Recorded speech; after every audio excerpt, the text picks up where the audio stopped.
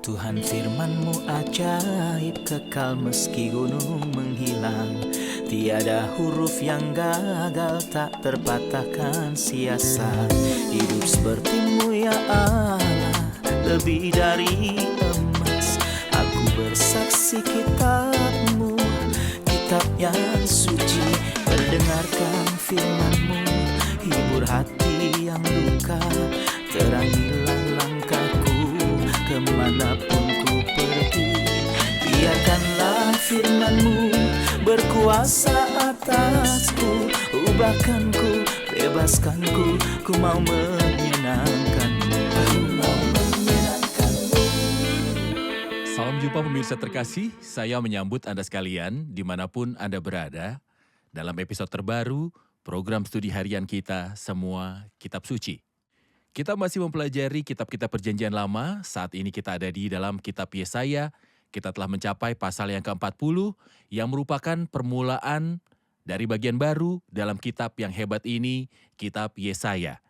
Untuk memulai, izinkan saya untuk menyambut tamu kehormatan di studio, seorang hamba Tuhan, Saudara Yosef Riyad. Selamat datang, Saudara Yosef. Terima kasih, Saudara Riyad. Kami juga menyambut hadirin di studio, selamat datang. Kita akan melanjutkan studi dan mohon catat komentar kami, dan di akhir episode kita akan mengulat episodenya. Pemirsa terkasih, kita akan mulai pembelajaran hari ini setelah jeda rehat.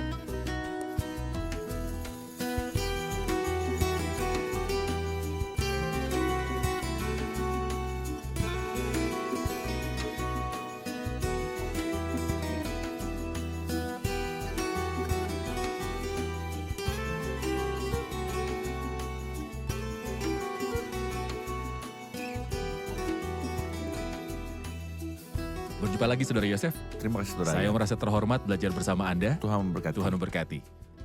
Saudara Yosef, kita telah sampai dalam Yesaya pasal 40, dan sebelum berbicara tentang Yesaya 40, kita perlu untuk mengetahui posisi pasal 40 dari bagian-bagian kitab Yesaya.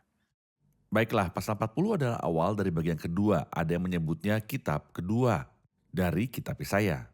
Yang pertama adalah dari pasal 1 hingga pasal 39. Dan dibagi menjadi 4 bagian, kita telah mempelajari sebelumnya. Saya akan mengingatkan pemirsa tentang mereka dari pasal 1 hingga 12 bagian visi. Dari 13 hingga 27 bagian oracle. Dari 28 hingga 35 bagian kesengsaraan. Kemudian bagian sejarah dari pasal 36 sampai pasal 39. Kita memperhatikan bahwa di akhir pasal 39 dia membicarakan penampilan Raja Babel dan bahwa dia akan menawan meskipun pada saat itu Babilonia bukanlah sebuah kekuatan yang besar. Tapi kita mengetahuinya ratusan tahun kemudian Raja Babel datang dan menawan orang-orang seperti apa yang disebutkan di sini sebenarnya.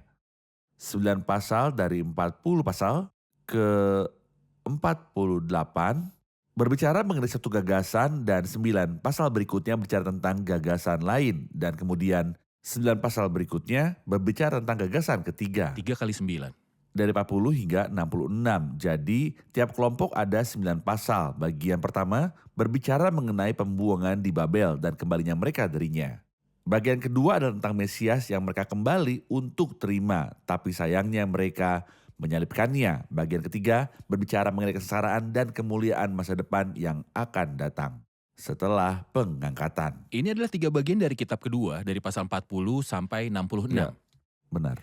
Sebelum berbicara tentang pasal 40, ada tuduhan yang diarahkan kepada Alkitab yang mengklaim bahwa mustahil Yesaya bisa menulis semua kitab Yesaya yang kita kenal dalam pasal 1 sampai 66.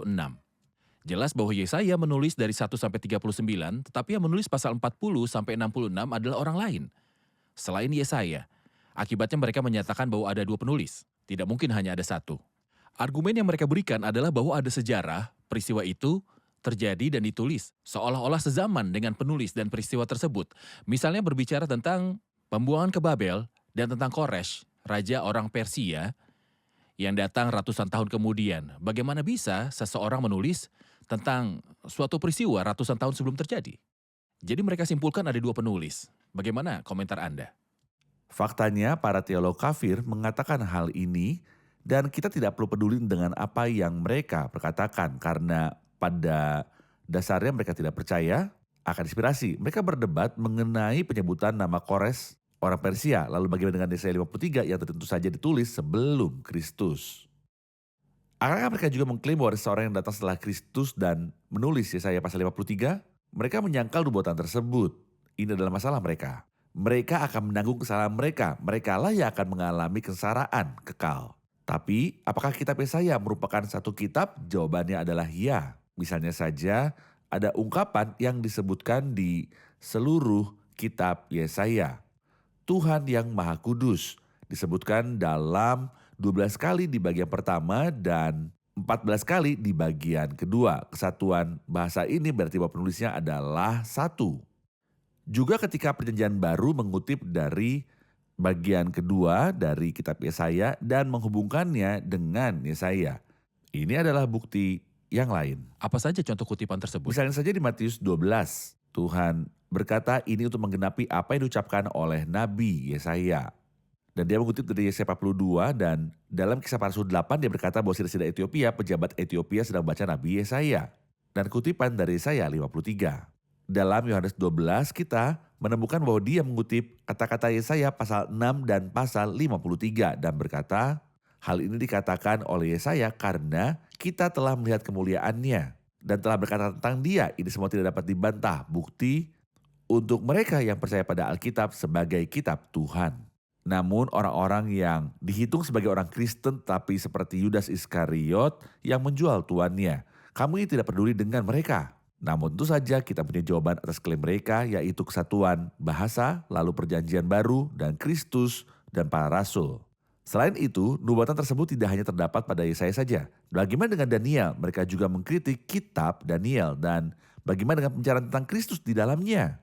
Matius 24 yang sedang digenapi saat ini, bagaimana bisa mereka menjelaskan pemenuhan pembicaraan tersebut selama mereka mengingkari ramalan itu? Sebenarnya ini adalah masalah mereka sendiri. Saya ingin mengutip ungkapan yang Anda sebutkan di awal pembelajaran terhadap kitab ini.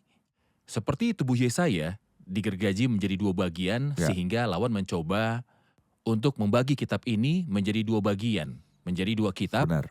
satu ditulis Yesaya, yang satu yang lain. Ya. Apa saja bagian dan ide utama dari pasal 40 ini? Pasal 40 memiliki 4 bagian dari ayat 1 sampai ayat yang ke-11. Pemeliharaan Allah yang tiada henti bagi umatnya. Kemudian dari ayat 12 ke ayat 16 kita melihat kekuatan yang tidak terbatas.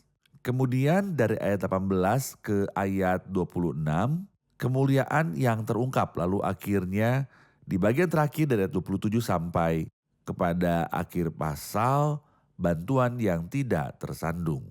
Saya akan membaca ayat 1 dan 2 dan saya akan kembali untuk bertanya kepada Anda. Hiburkanlah, hiburkanlah umatku, demikianlah firman Tuhan. Tenangkanlah hati Yerusalem dan serukanlah kepadanya bahwa perhambaannya sudah berakhir, bahwa kesalahannya telah diampuni, sebab ia telah menerima hukuman dari tangan Tuhan 2 kali lipat karena segala dosanya. Pasal ini merupakan awal dari bagian 2, dimulai dengan hiburkanlah, hiburkanlah. Apa yang Anda lihat di sini sebagai pembuka bagian ini dan pasalnya? Nah, ayat pertama ini, kitab di bagian ini terkait dengan subjek bagian tersebut. Pertama, pengulangan hiburkanlah, hiburkanlah adalah untuk jaminan. Tapi ada arti yang lain. Kenyamanan pertama adalah kembali dari pembuangan. Jadi ketika orang ini kembali dari pembuangan, ini adalah suatu penghiburan. Kita bacanya dengan sangat jelas dalam Zakaria pasal yang pertama. Orang-orang akan kembali dari penawanan dan inilah yang Zakaria sebut kata-kata yang ramah dan yang menghiburkan. Bukan hanya umatnya saja kembali dari penawanan, tetapi Mesias akan datang kepada mereka juga.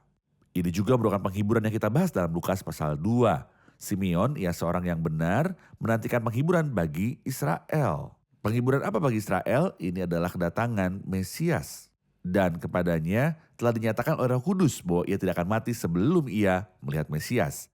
Jadi dia diurapi Tuhan. Jadi ulangi, hiburkanlah, hiburkanlah. Berarti kepastian.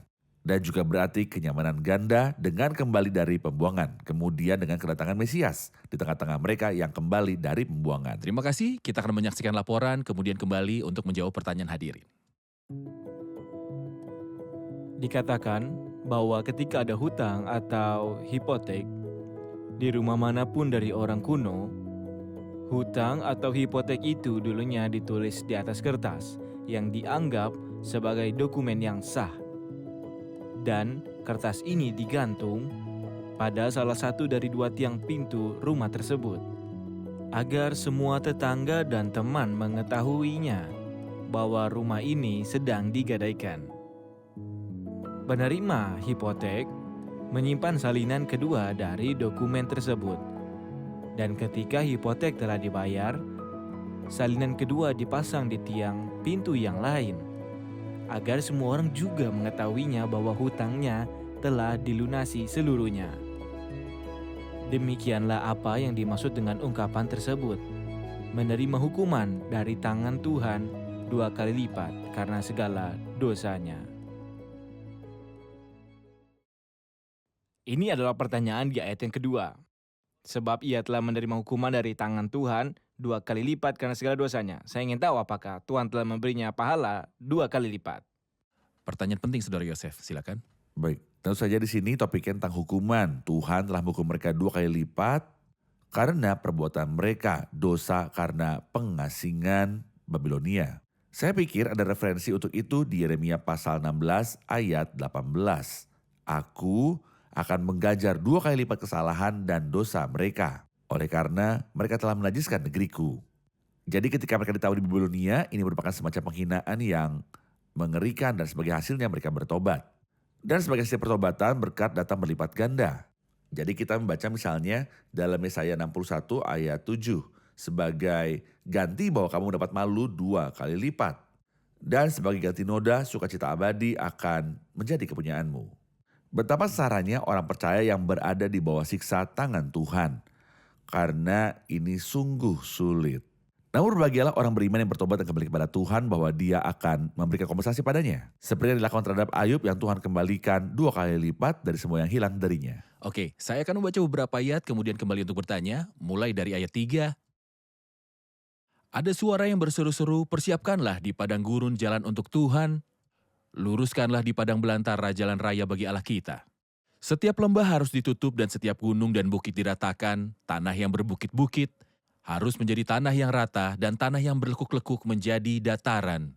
Maka kemuliaan Tuhan akan dinyatakan dan seluruh umat manusia akan melihatnya bersama-sama, sungguh Tuhan sendiri telah mengatakannya. Bagian ini dimulai dengan suara seseorang menangis di padang gurun. Kemudian dia berbicara tentang panggilan untuk mempersiapkan jalan dan untuk menyatakan kemuliaan Tuhan. Apa yang Anda lihat? Tentu saja ini adalah nubuatan yang jujur mengenai Yohanes Pembaptis. Seperti keempat Injil, Matius, Markus, Lukas, Yohanes. Mengutip ayat ini tentang Yohanes Pembaptis. Yang suaranya menangis di padang gurun atau suara tangisan di padang gurun. Dia adalah Yohanes Pembaptis. Apa yang dia katakan? Dia berkata, persiapkanlah di padang gurun jalan untuk Tuhan. Luruskanlah di padang belantara jalan raya bagi Allah kita. Dan dia mengucapkan beberapa kata yang kita akan dapatkan manfaat dari makna moralnya. Tentu kata-kata seperti itu benar-benar dia dapatkan ketika seorang VIP akan datang. Jalannya belum diaspal seperti saat ini. Jadi seseorang telah mempersiapkan jalannya terlebih dahulu. Jadi dia mengangkat lembah itu dan merendahkan setiap gunung dan bukit. Supaya kereta kuda itu lewat. Sehingga kereta raja dapat lewat. Yohanes Pembaptis lah yang melakukan itu dan dia bekerja di lembah untuk mengangkatnya. Dia mengangkat moral yang merosot dan merendahkan segala kesombongan. Setiap gunung dan bukit dia menentang orang yang sombong. Tanah yang tidak rata telah menjadi rata dan tempat-tempat yang kasar sebuah daratan. Tanah yang berbukit-bukit harus menjadi tanah yang rata dan tanah yang berlekuk-lekuk menjadi daratan. Artinya dia membersihkan dan memperbaiki moral bangsa untuk menerima Mesias. Namun sayangnya apa yang mereka lakukan terhadap Pembaptis? Dan apa yang kemudian mereka lakukan terhadap Mesias sendiri? Mereka menolak Pembaptis dan lebih memilih penari daripada dia. Dan membunuh Kristus dan lebih memilih perampok yang berdosa daripada dia. Baik, jika Anda berkenan kita akan menerima pertanyaan dari hadirin. Kami memerlukan klarifikasi atas kata-kata tersebut di dalam ayat 6 dan 7. Ada suara yang berkata, berserulah, jawabku, apa yang harus kuserukan? Seluruh umat manusia adalah seperti rumput dan semua semaraknya seperti bunga di padang. Rumput menjadi kering, bunga menjadi layu, apabila Tuhan menghembusnya dengan nafasnya.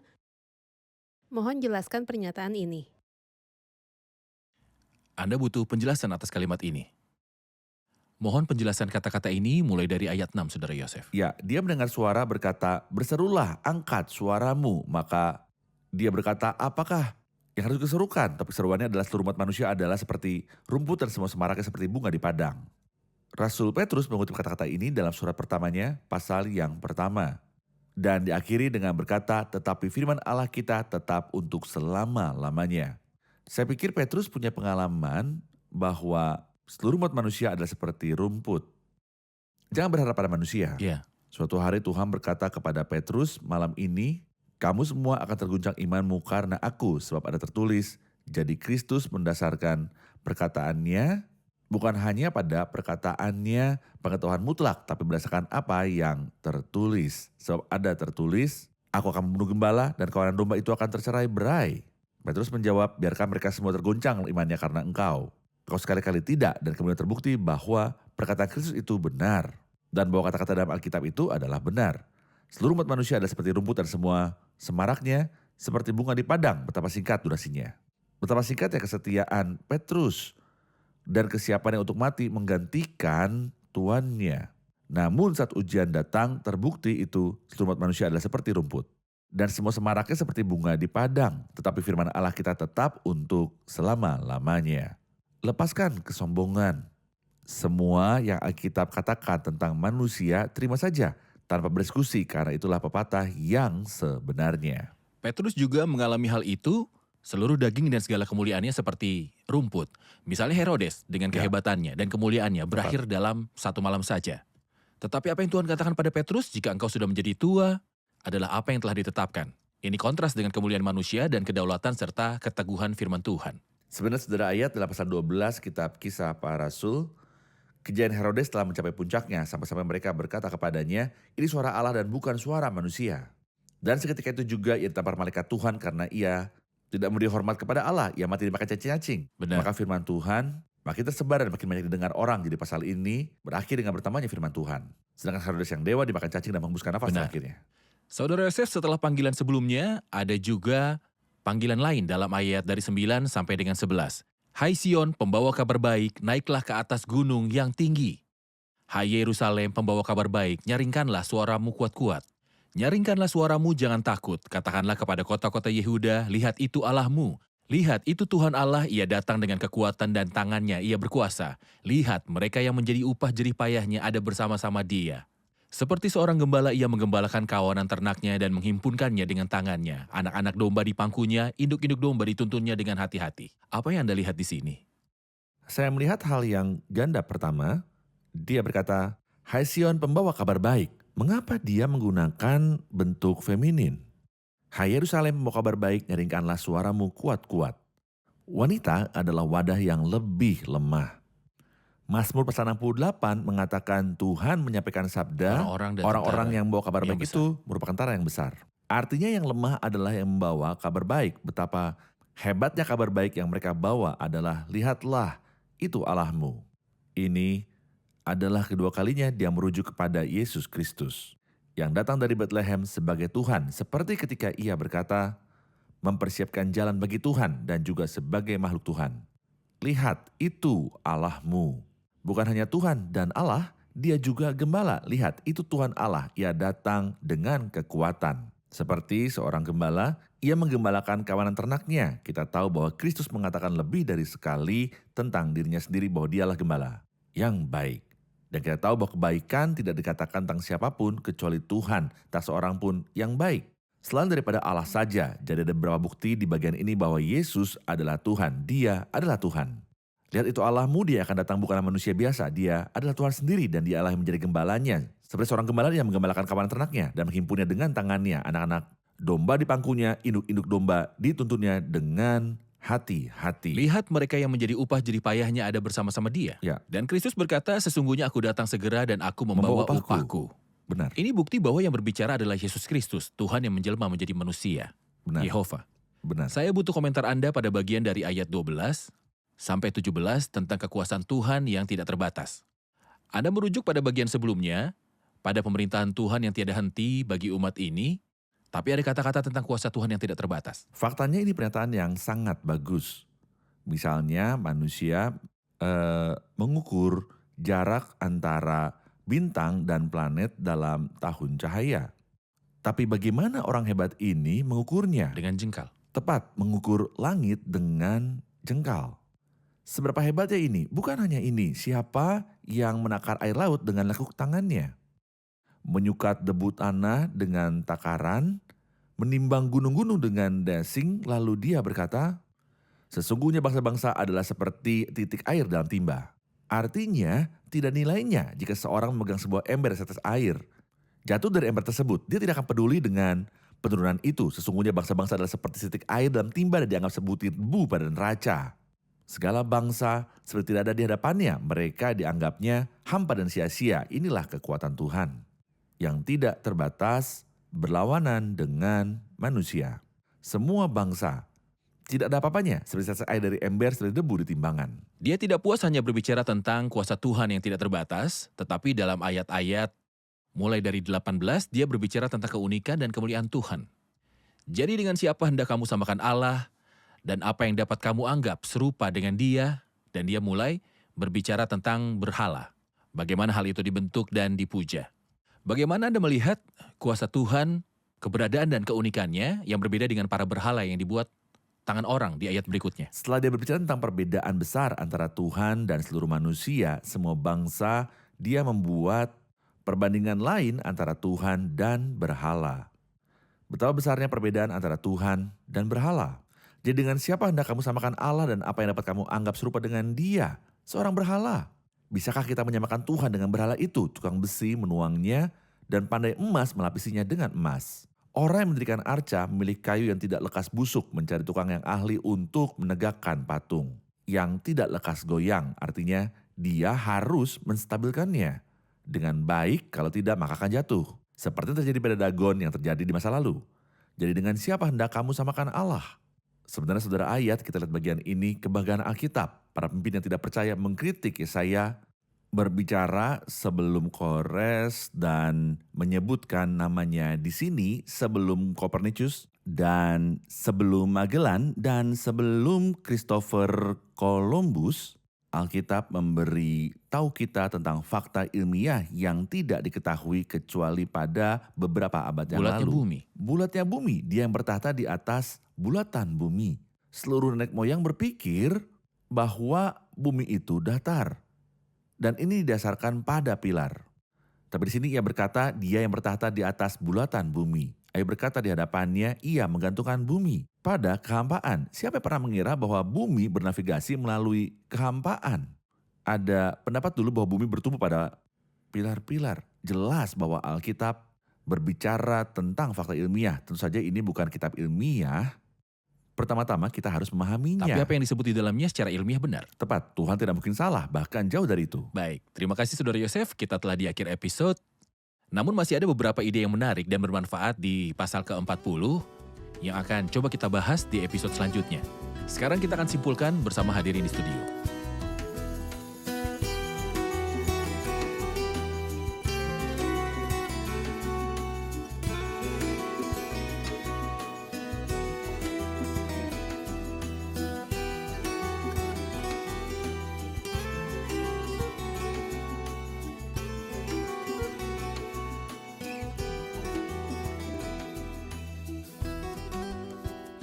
Kita telah mempelajari bahwa pasal 40 yang kita pelajari hari ini dimulai dari pasal kedua, bagian dari kitab Yesaya.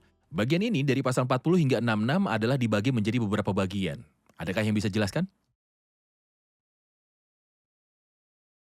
Bagian ini berisi 27 pasal.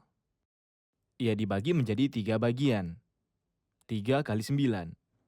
Bagian pertama membahas tentang orang-orang di pembuangan Babilonia. Bagian kedua berbicara tentang Mesias dan juga salib. Bagian ketiga membahas pemulihan umat dan negara. Berkati masa depan. Berkati masa 3 depan. kali 9, 27. Saudara Yosef? Berkat-berkat itu ada di akhir zaman di bagian terakhir. Baik, oke. Oke. Ada klaim yang bertentangan dengan Alkitab, yaitu penulis Yesaya bagian kedua bukanlah Yesaya, tetapi penulis lain. Dan argumennya adalah dia menyebutkan peristiwa yang terjadi ratusan tahun kemudian, pembuangan ke Babel. Juga tentang Koresh, orang Persia. Kita perlu membuktikan bahwa Yesaya adalah penulis dari kedua bagian tersebut. Pertama, kesatuan bahasa antara kedua bagian. Misalnya yang Maha Kudus, Allah disebutkan sebanyak 12 kali di bagian pertama dan 14 kali di bagian yang kedua. Juga ada kutipan dari Yesaya dalam perjanjian yang baru. Mungkin bukti terkuat ada di Yohanes yang ke-12, di mana dia mengutip dari kedua bagian dalam ayat yang sama. Kutipan pertama berasal dari Yesaya 6, dan kutipan yang kedua berasal dari Yesaya 53. Benar, dia menghubungkan kedua bagian tersebut dengan Yesaya. Saudara Benar. Yosef? Baik. Apakah bukti keilahian Kristus yang disebutkan dalam ayat 9 dan 11? Dalam ayat 9, dia berkata, lihat itu Allahmu, dan dia menyebutkan dua sifat. Seperti seorang gembala, ia mengembalakan kawanan ternaknya, dan ketika Tuhan Yesus segala kemuliaan bagi dia ada di bumi ini, dia berkata, akulah gembala yang baik. Dia juga berkata, lihatlah itu Tuhan Allah, dengan tangannya ia berkuasa. Hal ini sama dengan apa yang Tuhan Yesus katakan, sesungguhnya aku datang segera dan aku membawa upahku ini. Lihat itu Menunjukkan Allahmu, keilahian dengan Kristus. tangannya ia berkuasa, Lihat itu Allahmu. dan dia berkata, sesungguhnya aku datang segera Ya, dan aku membawa balasan upahku. denganku. Dan juga lihat itu Allahmu seperti seorang gembala, dan Kristus Akulah berkata gembala yang tentang baik. dirinya sendiri, akulah gembala yang baik. Saudara Yosef? Kita dapat menambahkan kata-kata Yohanes Pembaptis pada hal ini. Ada suara yang berseru-seru, persiapkanlah di padang gurun jalan untuk Tuhan. Yehova, jadi Yohanes sedang bersiap jalan Tuhan yang datang setelah dia. Dan Kristus datang setelah Yohanes Pembaptis. Tepat. Baik. Benar. Terima kasih, Tuhan memberkati. Terima kasih Saudara Yosef, Tuhan Tuhan memberkati. memberkati.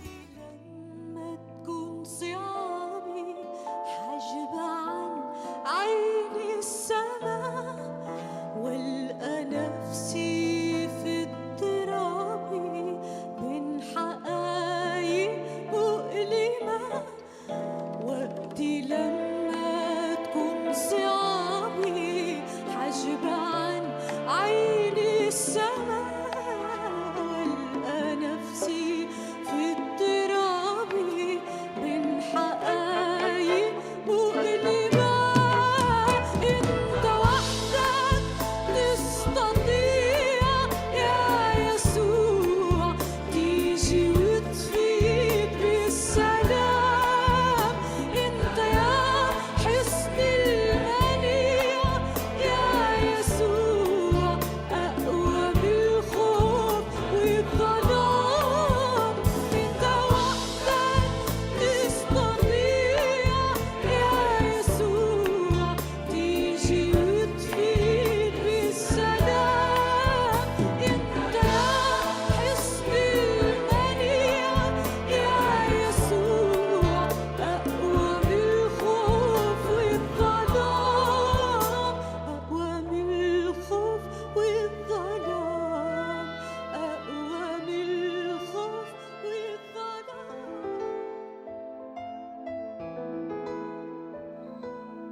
Tuhan firman-Mu ajaib, kekal meski gunung menghilang. Tiada huruf yang gagal, tak terpatahkan sia-sia. Hidup seperti-Mu ya Allah, lebih dari emas. Aku bersaksi kitab-Mu, kitab yang suci. Mendengarkan firman-Mu, hibur hati yang luka. Terangilah langkahku kemanapun ku pergi. Biarkanlah firman-Mu berkuasa atasku. Ubahkanku, bebaskanku, ku mau menyenangkan-Mu. Tuhan firman-Mu ajaib, kekal meski gunung menghilang. Ubah dan bebaskan aku.